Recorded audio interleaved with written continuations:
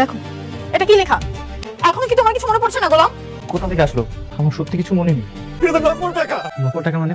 আমি তো চেক দিয়েছিলাম। আমার ভাইয়া তো আপনার ভাই বলছিল। হাফিজ সাহেব কোন ব্যাগে চেক ছিল? 70 টাকা। আমার চেকে নকল টাকা দেওয়া হয়েছে। কে দিয়েছে, কেন দিয়েছে সেটা আমি জানতে চাই। নকল টাকা? অসম্ভব স্যার। এই টাকার জন্য আমার বোন মারা গেছে। যতক্ষণ না পর্যন্ত আমার বোনের জীবন ফেরত পাবো ততক্ষণ পর্যন্ত আমি এই ব্যাংকেই থাকবো। আসসালামু আলাইকুম, সবাইকে স্বাগতম এক্সপ্লেন আপডেট চ্যানেলে। ভাবুন তো, একজন মানুষ হঠাৎ জানতে পারলো যে জীবনটাকে সে স্বপ্ন ভেবেছিল সেটাই আসলে তার বাস্তব। আর যে বাস্তবকে সে নিজের পরিচয় মনে করত সেটাই ছিল স্মৃতিহীন জীবনের এক অধ্যায়।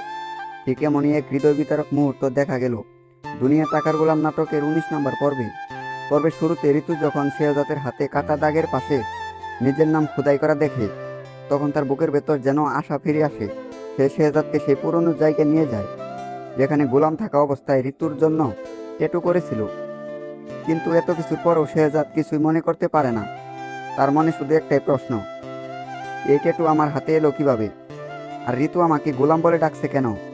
এরপরই আসে সেই মুহূর্ত যার জন্য সবাই অপেক্ষা করেছিল। হয়তো শেহজাদের মা এবং স্ত্রী ফাতেমা জানিয়ে দেয় একটি দুর্ঘটনার পর স্মৃতি হারিয়ে সে 6 মাস গোলাম পরিচয়ে বেঁচেছিল।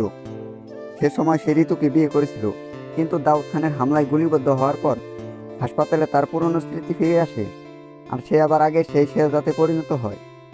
এদিকে শেহজাদ নিজের অতীত ফিরে পেল, অন্যদিকে ঋতু নিজের পরিবারকে জানিয়ে দিল গোলাম আর শেহজাদ আলাদা কেউ নয়, বরং তারা একই মানুষ। শুধু স্মৃতি হারানোর কারণে যেন দুটি ভিন্ন জীবনের বিভক্ত হয়ে গিয়েছিল। এদিকে আরেকটি ভয়ঙ্কর সত্য সামনে চলে আসে, রিশাদ শুধু টাকা আর ক্ষমতার লোভে ফাতেমাকে বিয়ে করেছে। এই খবর জানার পর ঋতুর পরিবারও স্তব্ধ হয়ে যায়। এখন প্রশ্ন হলো, ফাতেমা কি এই বিশ্বাসঘাতকতার বিরুদ্ধে দাঁড়াবে নাকি আরো বড় বিপদের মুখোমুখি হবে? কিন্তু এখানে শেষ নয়। পর্বের সবচেয়ে কষ্টের ঘটনাটি ঘটে সেই অসহায় মেয়েটিকে ঘিরে। শেহজাদ এক বৃদ্ধ ও তার মেয়ের দুঃখের কথা শুনে সাহায্যের জন্য একটি ব্যাংকের চেক দিয়েছিল, অথচ সেই চেকের টাকা তুলতে গিয়ে তাদের হাতে আসে নকল টাকা। আর সেই অপমান সহ্য করতে না পেরে ভেঙে যায় মেয়েটির বিয়ে। শেষ পর্যন্ত সে নিজের জীবনই শেষ করে দেয়। এই মৃত্যুর খবর শুনে শেহজাদ যেন আগুন হয়ে যায়। সে ছুটে যায় ব্যাংকে এবং সবার সামনে গর্জে ওঠে, আমার বোনের মৃত্যুর দায় কে নেবে? তোমাদের দেওয়া নকল টাকার কারণে আজ একটি প্রাণ চলে গেল। কিন্তু ব্যাংক কর্তৃপক্ষ সব অভিযোগ অস্বীকার করে। আর এখানে শেষ হয়ে যায় দুনিয়া টাকার গোলাম নাটকের 19 নম্বর পর্ব। আর এখান থেকে শুরু হচ্ছে নতুন রহস্য।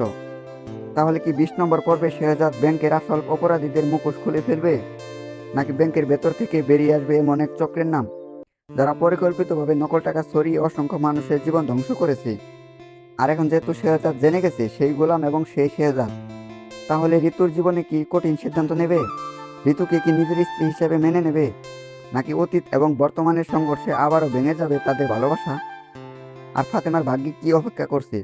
রিশাদের লুক, দাউদ খানের ষড়যন্ত্র, নকল টাকার রহস্য সবকিছু মিলিয়ে 20 নম্বর পর্ব হতে যাচ্ছে প্রতিশোধ, আবেগ এবং সত্য উন্মোচনের এক বিস্ফোরক অধ্যায়। আপনাদের কি মনে হয় নকল টাকার আসল হোতা কে? ব্যাংক, নাকি এর পেছনে আরো বড় কোনো ষড়যন্ত্র লুকিয়ে আছে? আপনাদের কি মনে হয় নকল টাকার আসল হোতা কে? ব্যাংক, নাকি এর পেছনে আরো বড় কোনো ষড়যন্ত্র লুকিয়ে আছে? আর শেহজাদ শেষ পর্যন্ত কাকে বেছে নেবে, ঋতুকে নাকি নিজের পুরনো জীবনকে? আপনাদের মতামত অবশ্যই কমেন্ট করে জানিয়ে যাবেন।